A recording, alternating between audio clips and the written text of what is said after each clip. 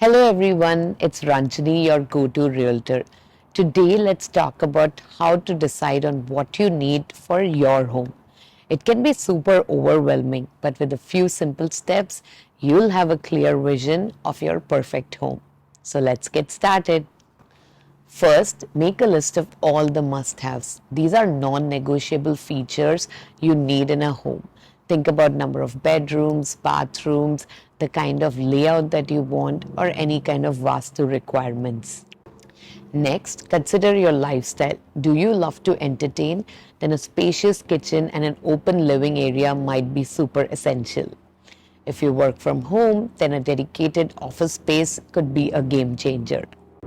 Now think about your future too. Are you planning to grow your family or have pets in the backyard? Consider your long-term plans will help you ensure your new home meets your needs for the years to come. Budget is absolutely crucial. Know what you can afford and prioritize your needs within that budget.